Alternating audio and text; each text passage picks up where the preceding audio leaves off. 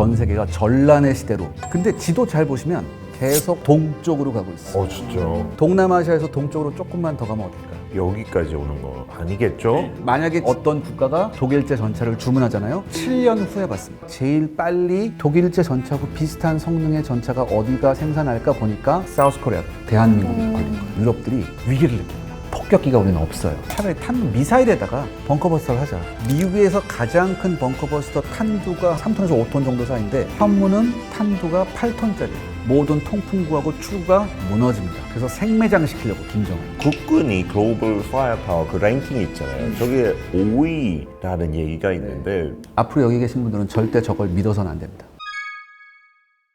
여러분 안녕하세요. 국경 없는 클래스의 MC를 맡은 영국에서 온 피터입니다. 반갑습니다. 안녕하세요. 제가 미국에서 온 미제 조셉인데 한국 10년 살았고 지금도 부족한 거 많아서 오늘도 공부하러 왔습니다. 안녕하세요. 독일에서 온 한국 산지 4년 된 에미라고 합니다. 안녕하세요. 한국살이 14년차 일본 사람 미즈키입니다. 반갑습니다. 반갑습니다. 비교적 한국 초보도 있고 경험 많은 저도 한 16년 됐으니까 다양한 외국인들 모였는데 가끔씩 다들 그런 생각했지 않아요? 만약에 전쟁이 난다면 한국에서 우리가 버틸 수 있을까? 이런 고민해 본 적 없어요? 있죠. 무서워요. 계속 한국에 있어야 되나? 약간 그런 생각도 하고 일본 가봤자 그렇게 멀지 않네요 여기랑. 그렇죠. 너무 옆 나라라서 일본 가서도 괜찮으려나? 약간 여러 가지 생각은 해요. 북한 바로 옆에 있어도 이런 평화로운 분위기 있어서 조금 신기한 것 같아요. 제가 미국 사람이라서 그런지 이제 미군도 직접 여기 있잖아요. 그래서 전쟁이 난다고 했을 경우에 저를 구하러 오지 않을까 싶은 생각했었는데 너부터. 그렇죠. 그러지 않을까 싶은데 근데 사실 요즘은 한국군이 딱히 걱정할 거 없는 것 같아요. 너무 기술이랑 뭐 훈련 다 이제 좋아지고 있으면서 한국은 혼자 해도 이거 다 할 수 있겠다 생각은 해요. 그래서 오늘 우리의 이런 궁금증을 싹 해결해버릴 특급 게스트 모셨어요. 어려운 미리터리 이야기 가장 쉽게 찰지게 해줄 샤를 세환님 모셨습니다. 어서오세요. 자기소개 부탁드릴게요.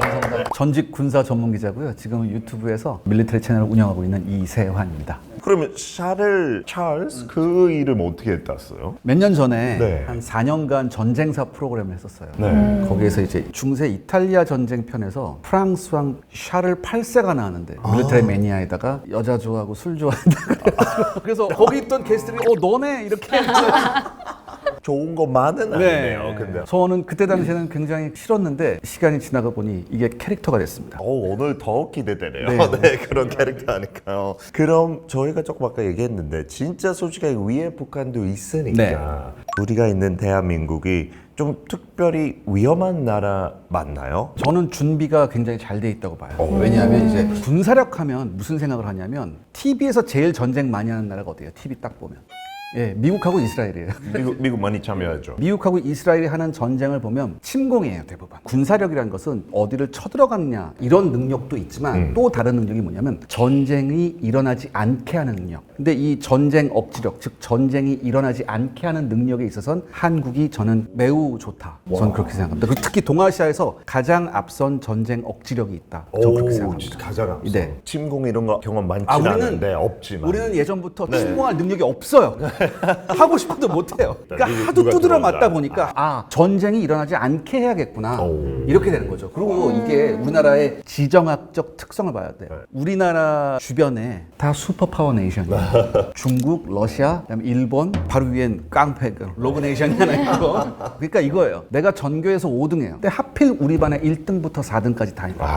그러니까 이게 환장하는 거죠. 운이 안 좋은 거죠. 그래서 지정학적 위치가 굉장히 안 좋기 때문에 우리가 뭘 어떻게 할 수가 없거든요. 내가 너하고 싸우면 나 못 이겨. 하지만 내가 죽더라도 너 파란 짝은 가져갈 수 있어. 너 눈깔 하나 팔 수 있어. 이렇게 하면 공격하는 입장에서도 내가 이겼다고 해도 내가 너무 데미지가 큰데? 이렇게 되면 전쟁을 안 하게 되겠죠. 바로 이런 게 전쟁 억지력이에요.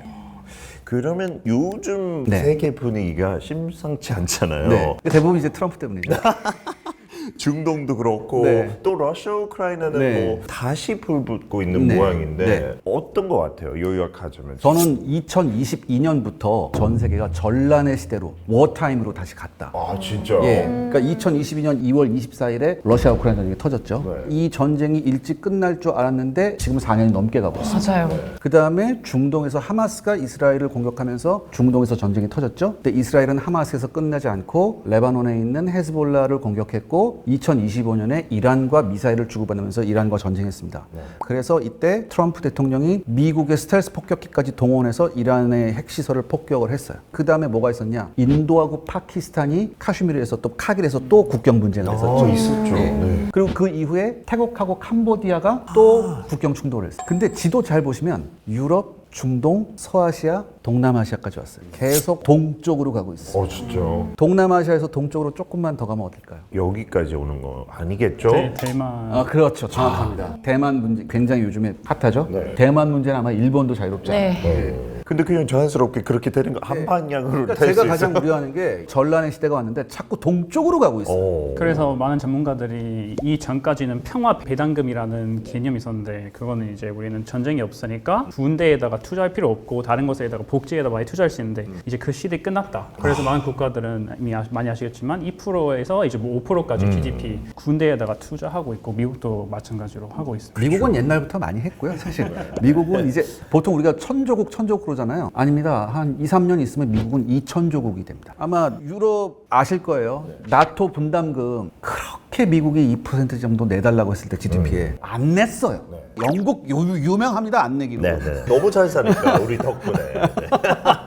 그런데 전쟁 터지고 나서 모두 2%로 올렸고 2%가 끝이 아니라 궁극적으로 앞으로 10년 안에 4%에서 5%까지 올라갈 수 있다. 이런 분석이 지배적입니다. 그러니까 독일도 요즘 생각이 좀 바뀐 거죠. 그 군사력에 대해서. 맞아요. 이제 우크라이나랑 전쟁이 이렇게 나타나고 나서 군사력이 되게 다시 중요하게 생각하게 됐어요. 근데 이제 궁금한 거는 요즘 한국 방산이 떴잖아요. 독일이 무기 만드는 거 살짝 느린 편이잖아요. 그거랑도 조금 이유가 있을까요? 냉전 때 독일제 무기는 기가 막혔습니다. 독일제 레오파드라는 탱크하고 미국의 M1이라는 탱크하고 어떤 걸 나토 표준으로 할까 경쟁을 붙였어요. 근데 미국제가 독일제한테 잽도 안 됐어요. 위력이 2배가 차이가 났습니다. 당연히 이거 되면 유럽 표준으로 레오파드 전차를 해야겠다라고 했는데 미국이 거기서 뭐야? 나 여기서 빠질래. 뒤집어 엎고 나왔어요. 대신에 독일제 레오파드가 모든 나토 국가를 휩쓸죠. 심지어 2차 대전 때 독일한테 그렇게 두드려 맞던 나라도 그거 샀어요. 예, 다 샀습니다. 프랑스하고 영국만 빼놓고 다 네. 샀죠. 특히 독일이 잘 만드는 게 뭐냐면 자주포입니다. 자주포라고 아세요?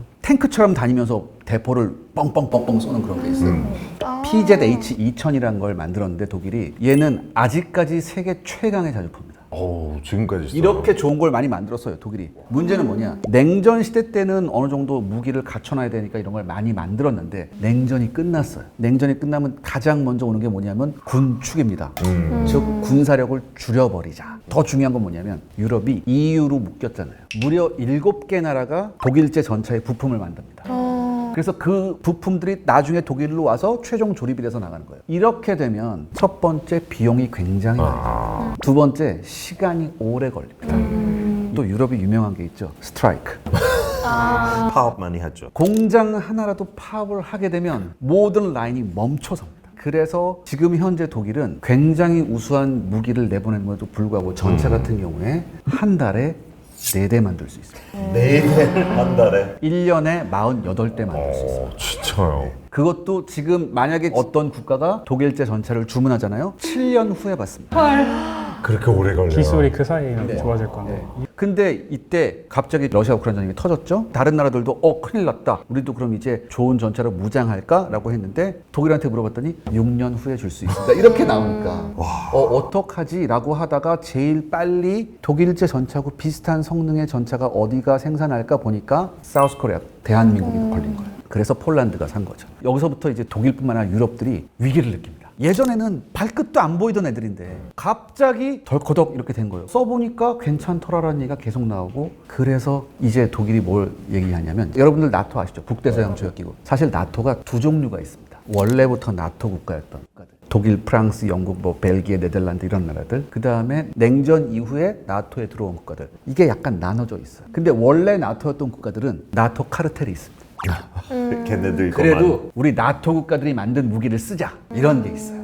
그래서 한국제 무기가 몇 번 물을 먹었죠. 하지만 동유럽은 거기에서 조금 자유롭거든요. 그래서 동유럽은 한국제 무기를 많이 선택을 하고 있습니다. 와, 그러면 미국 무기도 되게 좋지 않아요? 미국이 무서운 게 뭐냐면 무기도 무기거냐 전쟁 수행 능력입니다. 이란 전쟁의 예를 한번 드려볼게요. 미국에서 이란 굉장히 멉니다. 그런데 거기에 항공모함 함대 2개를 파견해서 40일간 작전을 했어요. 그럼 이걸 보고 누가 제일 소름이 끼쳤냐면 중국이에요. 야, 저 정도 능력으로 저 먼 거리를 와서 저렇게 두드려 부시는데 이라는 속수무책으로 당하네. 만약에 저 전력이 대만에 와서 우리하고 붙으면 난 어떻게 될 거라는 생각을 합니다. 오, 진짜. 그러면 그것도 약간 목적 아니었을까요? 이게 작년에 이미 나왔어요. 작년에 미국이 스텔스 폭격기 7대를 동원해서 이란을 폭격했잖아요. 네. 이란 핵시설을. 재미있는 건 5대는 대서양에서 접근했고 2대는 태평양에서 접근했어요. 자, 그럼 생각해보세요. 태평양에서 이란으로 접근할 때 어디를 지나가겠어요? 중국 지나서. 중국 영공 아슬아슬하게 지나간다. 중국이 이걸 하나도 탐지를 못합니다. 태평양으로 지나갔어? 근데 우리 왜 몰랐지? 이렇게 된 거고, 이번에 이란이 중국의 레이더 중에 스텔스 폭격기나 스텔스 전투기를 잡는 레이더를 쫙 깔아놨어요. 그래서 우리 잡을 수 있겠다 라고 했는데 웬걸 제 집 드나들듯이 드나들면서 이란을 때려부셨죠. 무서운 게 뭐냐면 비행기가 한 번 작전 나가는 걸 소티라고 하거든요. 몇 소티나 있을까요? 미국이 이란 공격할 때 20번 정도 했을 거예요. 20번? 왜? 200개? 200? 아, 1000? 38,000번 했어요. 아이, 38,000번 하면서 전투기가 단 2대 떨어졌고 1대가 피격이 됐습니다.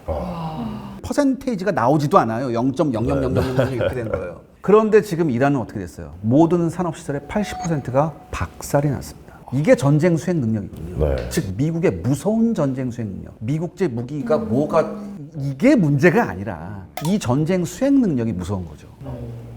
그러면 본격적으로 이제 한국 무기, 한국 방산업 쪽으로 들어가자면 국군이 글로벌 파이어파워 그 랭킹이 있잖아요. 저게 5위라는 얘기가 있는데 자랑스럽잖아요. 이거 사실이에요? 앞으로 여기 계신 분들은 절대 저걸 믿어서는 안 됩니다. 아, 진짜? 저게 이제 글로벌 파이어파워 지수 저게 뭐 발표하는 본사가 미국에 있다고 알고 있는데 조셉 씨, 미국에서 저 기관이 좀 인증을 받는 것입니까? 그거 모르겠네요. 저 한국 와서 그런 것에 대해서 좀 들어본 거 이제 생각해 보니까 미국 사람들이 잘 인지 안 하는 느낌. 맞습니다. 저 GFP 파워 지수는 일단 학술 논문에 절대 써서는 안 됩니다. 아, 진짜? 공신력이 없어요. 외국 언론도 저 지수를 안 씁니다. 이상하게 우리나라만 대한민국만 써요. 자, 볼게요. 영국이 8위죠. 영국이 우리나라 밑에 있어요. 자, 근데 영국 봅시다. 뭐가 있죠? 원자력 잠수함 있죠. 그쵸. 뉴클리어 네네네. 서브마린이 있고 또 뭐예요? 거기에 뉴클리어 워헤드를 가지고 있는 미사일을 탑재하고 있죠. 네. 어떻게 미치죠? 전략적 무기에서 우리나라보다 훨씬 영국이 앞서요. 근데 왜 저기 있어요? 또 하나, 북한이 31위잖아요. 근데 북한은 뭐가 있어요? 뉴클리어. 네. 그러니까 이게 GFP에서 말하는 세계 군사력 지수라는 건 얘네가 전차 몇 대 있고 얘네가 비행기 몇 대 있고 그다음에 얘네가 GDP가 얼마 정도 되니까 만약에 전쟁을 수행한다면 네. 이렇게 한다. 그래서 굉장히 숫자적으로 이렇게 한 거예요. 그리고 대부분 전문가들은 지금 러시아보다 중국이 앞에 있다고 얘기하지 네, 않아요? 네. 압도적으로? 아, 중국도 문제가 뭐냐면 중국은 일단 규모는 굉장히 큰데 실전 경험이 없어요. 그렇죠. 여러분들한테 한번 여쭤보겠습니다. AI의 기능이 뭐예요? 라면 몇 분 끓여야 되나 이런 거 알려주는. 예. 그러니까 그거를 하기 위해서 AI가 중요한 건 그동안 많은 데이터를 쌓아온 걸 바탕으로 해서 알려주는 그쵸. 거잖아요. 네. 자, 근데 중국은 실전 경험은 없어요. 미국은 어떻습니까? 너무나 많죠. 미국이라는 나라는 1차 대전 이후로 전쟁이 영원한 번영을 가져온다는 걸 깨달았어요. 그래서 미국은 항상 전쟁을 했습니다. 항상 전쟁하면서 거기에서 어마어마한 실전 데이터를 쌓아놨죠. 이걸 누구도 따라갈 줄 못합니다. 그래서 미국은 사실 넘사벽이고요. 그다음에 러시아. 네. 러시아는 형편없는 게 뭐냐면 군대가 2원화 구조입니다. 전문 군인, 그다음에 1년 단기 징병한 애들. 얘네들을 섞어서 우크라이나에 보냈어요. 처음에 특수군사작전이라고 해서 야, 너네 지금 우크라이나 공격하는 거야 이렇게 얘기를 안 해주고 너네 그냥 어디 가서 빡센 훈련한다라고 하고 보냈어요. 아, 진짜? 진짜. 군인들 몰랐어요. 네, 그래서 어떻게 했냐면 2주치 훈련 보고품을 주고 얘네들 들어보는 거예요. 그러니까 얘네들은 우리가 이번에 굉장히 빡센 훈련하나 보다라고 생각해서 들어갔어요. 근데 아니나 다를까 적이 나타나는데 실탄이 날아오는 거예요. 그러니까 그때 깨달은 거죠. 러시아 군들이.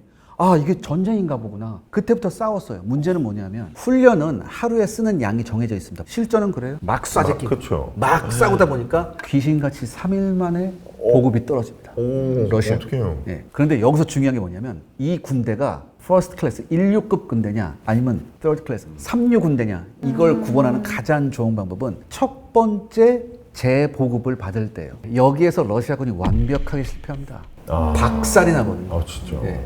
와, 그러면 다시 한국으로 돌아와주면 그 육군부터 먼저 살펴보시죠. 그러면 어느 정도 강해요? 한국 육군? 땅에서 굴러가는 건 한국은 웬만큼 해요. 독일제나 미국제나 전차나 장갑차나 땅에서 굴러가는 건 웬만한 건 한국도 만들어요? 맞짱 떠서 해볼만 해요. 한국은. 오, 진짜? 네, 왜냐하면 우리가 6.25 전쟁 때 워낙 많이 당했잖아요. 전차 한 대도 없었던 나라거든. 독일이 타이거 전차 만들 때 우리는 리어카 만들었다. 그래서 사실 게임이 안 되죠. 그 정도로 처참했었다고. 네. 그런데 우리가 당해보고 나서 이제 우리가 또 학습을 하면서 이렇게 된 거죠. 또 육군은 괜찮아요. 굉장히 괜찮아요. 진짜. 그러니까 전차이면 저도 영국에서 학교 배울 때 독일이다. 레오파드, 레오파드. 타이거도 있고 독일 사람도 그렇게 네, 생각해요. 독일에서도 유명하죠. 우리가 전차다. 그렇죠. 좀 옛날 얘기지만. 지금도 괜찮아요. 지금도 독일이 한국을 굉장히 싫어합니다. 전차 회사는.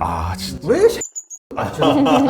왜 그래? 쟤네들 왜 이렇게 하는 거거든요. 성능은 크게 차이가 안 납니다. 독일이 1년에 48대 만들죠. 한국은 평균 100대, 마음 먹으면 200대 만들어요. 중요한 건 뭐냐면 가격이에요. 독일제 전차가 우리나라제 전차하고 성능은 비슷한데 가격은 2.5배가 비쌉니다. 2.5배. 네, 비싸요. 큰 차이네요. 네, 노르웨이군도 우리 거 예전 한번 테스트했지만 레오파드를 선택했어요. 노르웨이가 정치적 이유 때문에. 끝까지 갔어요. 예, 노르웨이 약간. 끝까지 가서. 근데 노르웨이 그때 이례적으로 우리한테 디브리핑을 해줬어요. 진짜. 원래 왜? 너네가 점수가 앞섰는데 어. 좀 망할 놈의 정치인들 때문에 그런다. 진짜 그러고 공개했어요. 와우. 그렇게 됐는데 그래서 독일 회사들이 한국을 굉장히 싫어해요. 프랑스도 나서서 얘기하고 있죠. 한국제 사지 말아라. 왜 그러냐? 진짜 약간 EU 쪽에 네. 우리 보호하자 카텔처럼 그렇게. 오, 신기해요. 근데 일본도 뭐 전차 네. 있어요? 일본도 십식 전차 같은 좋은 전차가 있긴 하는데 그래도 한국 전차를 더 수출하는 이유 같은 것도 좀 궁금해요. 일본은 그동안 법 때문에 전쟁용 무기의 수출이 금지돼 있었죠. 그죠. 근데 원래. 얼마 전에 다카이치 총리가 이걸 네. 깨버렸죠. 우리도 이제 한다. 그다음에 십식 전차 괜찮은 전차예요. 근데 한계가 분명한 게 뭐냐면 일본은 육군이 중요한 게 아니라 해군이 중요해요. 해군이 중요하고 공군이 중요한 거예요. 네. 그리고 일본의 철도가 협계라고 해서 약간 좁아요. 그래서 크고 무거운 전차를 만들면 열차가 잘 못 싣고 지나가요. 그래서 십식 전차가 약간 컴팩트해요. 일본 지형에는 맞지만 본격적으로 메인 배틀 탱크를 원하는 나라들한테는 내가 굳이 저걸 왜? 라고 이렇게 되는 거죠. 그러면 한국 전차가 뭐가 있어요? K2 전차가 지금 있고, 자, 그다음에 폴란드에 수출한 K2 전차 EX 버전이라고 해서 최첨단 장비를 다 때려 넣은 전차. 네. 업그레이드. 비싸졌어요. 그래서 그래요? 약간 비싸졌는데 폴란드 육군이 테스트 해본 결과 이보다 더 좋을 수는 없다. 오, 진짜 만족해요. 지금 폴란드는 굉장히 야심차입니다. 폴란드에다가 한국 전차의 생산 공장 허브를 만들고 싶어요. 오, 그 정도예요? 그래서 한국한테 라이센스를 사가지고 와서 자기네가 라이센스로 전차를 만들어서 유럽에서 한국제 전차가 필요한 나라에 우리가 판다. 이런 굉장히 원대한 계획을 세웠어요. 와, 리뷰 잘 썼나 봐요. 스타 5개. 근데 저 K2 말고 K9도 많이 들었는데 K9 자주포. 그거 진짜 수출 잘 되고 예. 약간 글로벌 시장에 예. 맞았는데 예. 비결이 뭐예요? 이것도 역시 가성비입니다. 지금 세계에서 나온 자주포 중에서 제일 좋은 건 아까 제가 말씀드렸듯이 독일제입니다. PZH 2000이 제일 좋아요. 쉽게 말해서 포신의 내구성에서 독일제가 훨씬 좋아요. 그럼에도 불구하고 K9도 굉장히 좋거든요. 문제는 독일제가 한국제의 3배입니다. 가격이. 오, 3배. 네. 너무 비싼데? 이렇게 되는 거죠. 그리고 또 이것도 많이 못 만들어요. 독일이 지금. 사고 싶어도 못 사는 거예요. 근데 한국제는 1등만 있으면 안 되잖아요, 세상에. 그렇죠. 2등도 있잖아요. 네. 1등을 제외해놓고 보면 가장 우수한 전차. 그래서 현재 지금 자주포 시장의 50%를 차지하고 있는 게 한국입니다. 50%? K9도 14개국에 수출됐어요. 그럼 약간 독일 탱크는 좀 예약하기 어려운 유명한 맛집이라고 하면은 한국은 약간 든든한 바로 오는 배달집. 유명한데 약간 철진한? 약간 철진한? 지금 이제 한국은 말씀하셨듯이 이제 신속 배달이 가능한. 그렇죠. 신속 국밥 배달이라고. 그러면 또 다른 무기 들어본 거 그 천무, 강철비 네. 이렇게 부르는데 이게 이제 로켓탄을 확 쏴서 축구장 4개 정도에 사람이 있던 기계가 있던 얘한테 걸리면 다 작살이 납니다. 그 정도 큰 근데 원래 이거 어디에서 배운 거냐면 미국한테 미국 이거 원래 미국 진짜? 잘하는 거죠. M270이라는 게 있었는데 네. 미국이 M270이 너무 크다. 수송기로 비행기로 빨리 옮길 수 있는 게 필요해라고 해서 이제 하이마스라는 걸 만들었죠. 대한민국 군이 뭐가 필요하냐면 북한하고 대치하고 있잖아요. 그러니까 우리는 아직까지 우리는 냉전을 하고 있는 거예요. 그렇죠. 그래서 하이마스 같이 컴팩트한 거 우리는 안 돼. 우리 큰 걸로 해야 돼. 라고 했는데 성능은 비슷하고 화력은 하이마스의 2배입니다. 그리고 이걸 누가 샀냐? 사우디하고 UAE가 샀어요. 왜냐하면 예멘에서 후티 반군하고 싸우잖아요. 네네. 후티 반군이 히트앤드런 전법을 해요. 네. 뭐 오토바이 타고 다니다가 막 하다가 아니면 트럭에다 몰고 막 하고 히트앤드런 하는데 천무가 뭐냐면 그냥 로켓인데 이게 유도가 돼요. 미사일 같이 유도가 돼요. 그리고 이게 80km를 날아가요. 그러니까 뒤에 대기하고 있다가 히트앤드런에서 도망간다? 이거 쏘자. 이걸로 잡으니까 이보다 더 좋을 수는 없다. 그래서 이것도 실전에서 증명이 되어버렸죠. 어우, 진짜 중동에. 네. 와, 그러면 더 인기가 많아지겠네요. 그래서 이건 노르웨이에도 이건 수출이 됐습니다. 유럽제 안 쓰고 노르웨이도 네. 한국 거 네. 샀어요, 결국에. 핀란드도 이거 샀고. 그럼에도 불구하고 지금 전 세계에서는 하이마스를 사려고 해요. 왠 줄 아세요? 러시아 우크라이나 전쟁에서 하이마스가 엄청난 능력을 보여줬었거든요. 아, 진짜. 또 그쪽은 그거가 검증됐어요. 모든 무기는 실전이 최고의 마케팅이거든요. 근데 그 또 다른 무기 하나 있잖아요. 비슷한 이름. 천무 아니고 현무. 현무 5는 탄도 미사일에 벙커 버스터를 해놨어요. 오, 왜냐? 그때 이렇게. 왜냐? 벙커 버스터는 미국제거든요. 근데 미국은 폭격기가 좋은 게 너무 많기 때문에 비행기가 달고 가서 쏘면 돼요. 근데 우리는 폭격기가 없잖아요. 북한의 특징이 뭐냐면 얘네들은 두더지가 친척인가 봐. 그냥 땅 파고 들어가요. 아, 진짜 다 밑에 지하에 심지어 있어요. 지금 지하 100m까지 뚫고 들어가서 기지를 만들고 특히 김정은이 여기다 피하려고 여기로 들어가 있고. 진짜. 그럼 이걸 부시려면 벙커버스터를 쏴야 되는데 네. 그 정도 큰 벙커버스터를 떨어뜨릴 폭격기가 우리는 없어요. 그래서 뭘로 하자? 차라리 탄두 미사일에다가 벙커버스터를 하자. 미국에서 가장 큰 벙커버스터 탄두가 3톤에서 5톤 정도 사이인데 현무는 탄두가 8톤짜리예요. 근데 8톤이 전부 다 쇳덩이가 아니라 6톤만 쇳덩이고 2톤은 폭약이에요. 왜냐? 6톤으로 쭉 뚫고 들어간 다음에 거기서 2톤이 팡 터지면 무슨 효과가 있냐면 인공 지진 효과가 있어요.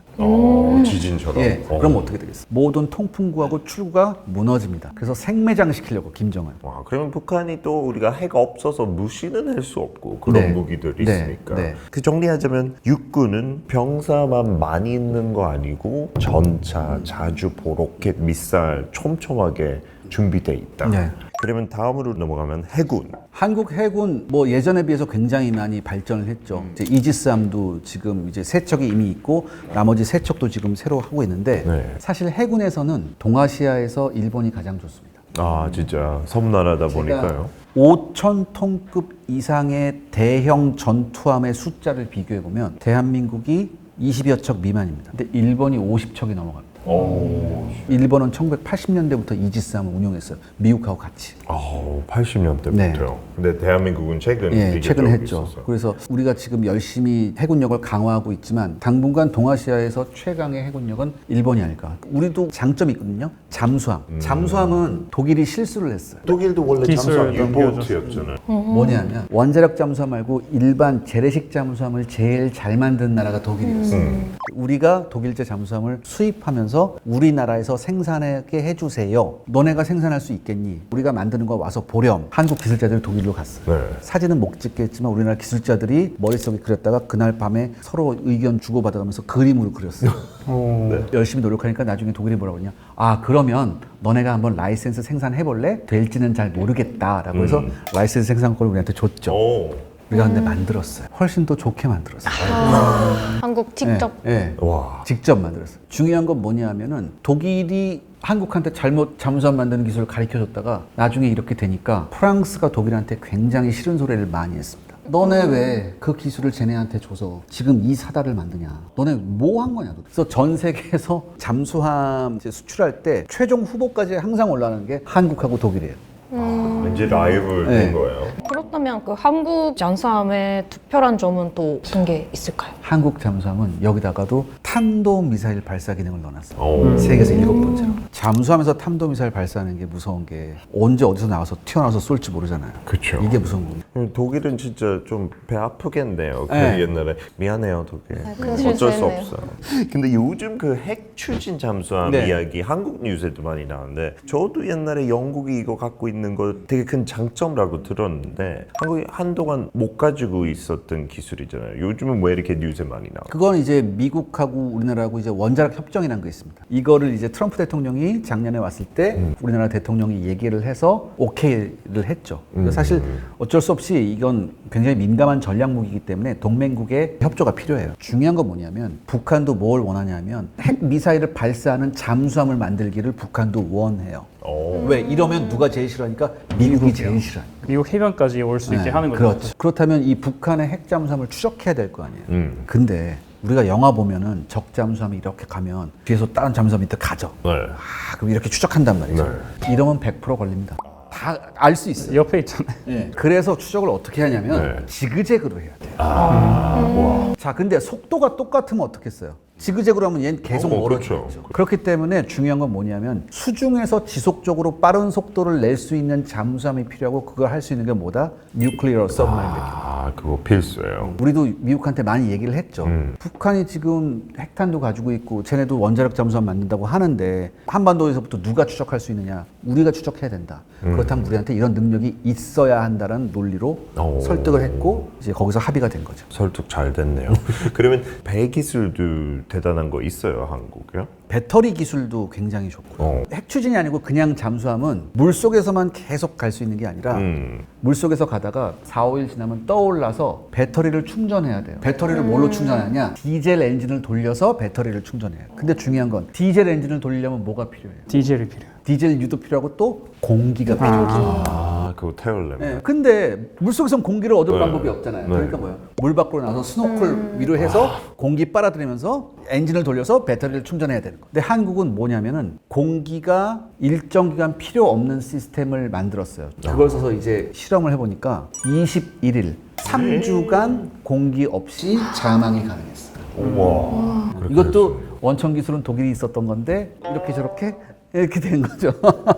근데 한국이 초선업에도 되게 강한 걸로 유명하잖아요. 원래 배도 잘 옛날부터. 만들고 이런 군함 가치는 잘 만드는 거는 대단한 것 같아요. 이게 또 아픈 얘기인데 유럽과 미국 입장에서는 조선업이 70년대까지 유럽 조선업이 괜찮습니다. 미국 조선업도 괜찮아요. 80년대에 유럽 조선업의 허리를 부러뜨린 게 바로 일본이었어요. 일본이 잘했어요. 일본이 조선업을 하면서 유럽과 미국 조선업의 허리를 꺾어놨고요. 그리고 2000년대에 마지막으로 유럽과 미국 조선업의 목을 찢게 한국입니다. 진짜. 네, 한국이 조선업에 진출했어요. 마지막으로. 예. 그래서 숨통을 끊어놨죠, 한국이. 해병대 쪽으로 넘어가면 외국인들한테 되게 강한 이미지 있잖아요. 네. 해병대. 네. 실제로 그래요? 세계랑 비교하면요. 규모와 능력 면에서 보면 미국 해병대가 있다면 그 다음이 대한민국 해병대가 아닌가. 오. 왜냐하면 이제 대한민국 해병대가 자체적으로 헬기도 운용하고 네. 대규모 독도급이라는 항공모함이 약간 비슷한 상륙함도 운용하면서 무엇보다도 이 근성이 다릅니다. 한국 해병대가. 그럴 수밖에 없는 게 한국은 다 바다잖아요. 그렇죠. 그래서 2개 사단 정도 규모의 해병대를 제대로 운용한 나라 많지 않습니다. 네, 근데 우리나라는 2개 사단의 해병대를 운용하거든요. 아주 빡시게 하고 있습니다. 그리고 모든 해병대원은 전부 다 지원제입니다. 모병이 아닙니다, 해병대. 근데 왜 가고 싶은 거죠? 이런 거 있잖아. 야, 내가 이왕 군대 갈 거. 이거 영국 모를만 그럼 하네요. 멋있게. 미국은 알아요. 이거는. 멋있게. 내가 진짜 빡세게 군대 가고 싶다. 허세. 그렇죠. 그런 친구들은 이제 미국에서 주로 해병대 진짜? 가요. 엄청난 프라우드가 있지 않나요? 거기 나오면. 근데 그 역할은 뭐예요? 그러니까 상륙 작전은 한 번에 무조건. 그러니까 허리를 어디든지 허리를 끊겠다. 방어는 그게 아니고 네, 그러니까 그냥 공격만. 무조건 어떻게 해병대는 그거예요. 그럼 마지막으로 공군력 한국은 어때요? 그러니까 공군력을 누구하고 비교하느냐에 따라서 달라요. 미국이랑 비교하지 맙시다. 네, 미국은 너무 센 거 같아요. 미국은 1990년대 후반에 이미 스텔스 전투기가 나와가지고 네. 외계인 혹시 고문했습니까? 100% 요즘 했지요. 트럼프는 그런 얘기 하더라고요. 했구나. 했어. 네, 했어요. 그래서 앞서가요. 일본하고 비교를 먼저 해보면 이제 F-35 전투기를 일본은 107대를 주문했고 이번 이란 전쟁에서 대부분의 작전에 F-35가 있거든요. 그 다음에 일본이 항공모함을 이제 만들었어요. 원래 상륙함을 항공모함으로 개장했거든요. 여기에 수직 이착륙 F-35B 지금 영국도 가지고 있는 거 그거 이제 또 들어옵니다. B 타입 갖고 있고. B타입도 들어와요. 좀 제가 미국한테 불만이 있는 게 뭐냐면 80년대부터 미국이 제일 친한 나라한테만 제일 좋은 비행기를 팔아요. 그러니까 우리도 좀 좋은 걸 달라고 했죠. 우리도 F-15를 운영하고 싶다. 너넨 필요 없어. 근데 제일 좋은 예시는 F-22거든요. F-22. 아무한테도 안 줘요. 우리는 이거 최고의 기술은 친구한테도 안 준다. 우리 본인만 거다. 쓰고. 일본이 달라고 그랬었죠. 돈 2배 주겠다. 싫어. 이랬다. 그러면 한국은 전투. 한국은 지금 F-35가 앞으로 20대 더 들어와서 60대 가지고 있을 거고 60대. 하지만 한국은 우리 손으로 만든 KF-21이라는 4.5세대 전투기를 이제 올해부터 양산할 계획이죠. 어때요? 성능 같은 거요? 팔은 안으로 굽는다고. 괜찮게 만든 것 같아요. 네. 솔직히 지금 영국이 유로파이터 타이푼 쓰잖아요. 그쵸. 태풍보다 낫죠. 타이푼보다는 나아요. 그래요? 그리고 또 더 싸요. 가격도 싸고 일단은 정부에서 싫어요. 왜? 유지비가 굉장히 많이 들어요. 생각보다 굉장히 많이 듭니다. 이 돈을 만약에 복지에 썼으면 막 이렇게 될 거예요. 재미있는 비유하자면 타이푼은 노키아 옛날 휴대폰이고요. 얼마나 좋아. 나도 노키아 원해. F21에 약간 삼성 중간 갤럭시고 이거 아이폰 맥스 프로 막 그런 느낌이라고 생각하시면 돼요. 제일 비싸. 제일 싫어. 좋지만 제일 비싼 건데 한국은 가성비 최고라고 생각하고 그냥 노키아 그거는 그냥 이거 갖고 싶은 사람들만. 그 링톤 있어. 근데 아이폰 맥스 없잖아. 근데 한국에도 FA50도 네. 있나요? 그거 좀 더 작은. 네, 이건 원래 훈련기에서 나왔죠. 훈련기에서 시작해서 이제 경전투기를 만들어서 이걸 팔았는데 필리핀에서 실전 경험을 하면서 이게 주가가 확 올라서 오. 지금 동남아 국가에서 지금 굉장히 많이 사고 있었고 좀 저렴한 가성비 좋은 그리고 거예요? 중요한 게 미국의 훈련기 시장에도 얘가 딱 들어갔는데 굉장히 정치적인 이유로 트럼프가 다른 비행기를 선택해버립니다. 왜냐하면 FA50의 원형 T50이 미국의 록히드 마틴하고 합작이에요. 네. 그래서 우리가 미국 훈련기 시장도 록히드 마틴 이름으로 들어갔는데 보잉이 지금 사정이 안 좋거든요. 그리고 보잉이 만든 훈련기 헤매고 있습니다. 아이고. 솔직히 말해서 뭐 안 좋아요. 상대가 안 되는데 굉장히 정치적 이유로 보잉 걸 선택했고 일본은 우리보다 전투기도 많고 좋은 것도 많아요. 돈이 많으니까. 그런데 일본은 지금 뭐가 큰 문제냐면 훈련기가 없어요. 그럼 사실 지금 현재 일본이 선택할 가장 좋은 훈련기는 우리 T50 훈련기예요. 네. 선택하면 돼요. 근데 일본 자존심 상하다. 진짜 한국은 다 안 산다. 예전에 우리 발끝도 안 댔는데 쟤네들. 진짜. 그런데 2년 전부터 일본에서 방산 전시회 할 때 우리나라에서 가서 시뮬레이터를 일본 파일럿들한테 태웠어요. 파일럿들이 타보고서 이거 하면 안 돼. 뭐 그래서 최근에 일본 정부가 발표했죠. 우리 한국 거 안 하고 우리가 자체적으로 만들 거야. 그런데 완성돼서 나오는 건 아마 10년 후쯤 될 거예요. 왜 개발하고 테스트하고 네. 막 그리고 일본제 무기가 비싸기로 유명합니다. 일본은 외국에서 무기를 수입을 잘 안 하고 수입하더라도 일본 내에서 생산해야 된다는 법이 있어요. 그러니까 뭐예요? 규모의 경제가 안 되잖아요. 네. 그러니까 굉장히 비쌉니다. 일본 거. 그러면 지금까지 한국군이 왜 강한지 이렇게 알아봤는데 요즘 한국이 세계적으로 수출해잖아요. 근데 왜 다들 한국 무기 사려고 하는 거야?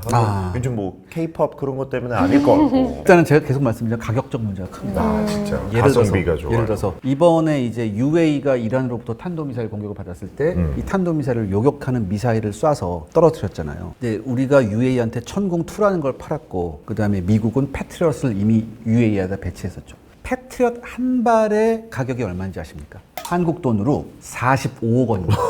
한 발. 300만 불? 네. 그런데 이거를 처음에 UA군이 겁이 나서 드론 하나 잡으려고 8발을 쐈어요. 그 돈. 처음에 모르니까 겁이 나니까 네. 8발을 쏜 거예요. 아무리 UA가 부자더라도 이 감당이 안 되죠. 근데 천궁은 한 발에 15억입니다. 100만 달러. 3분의 1이네요. 훨씬 더 싸. 그러니까 여기서 차이가 나는 거죠. 야, 쏴보니까 한국 것도 명중률이 96%인데? 근데 너네는 왜 이렇게 비싸니? 이렇게 되는 거죠.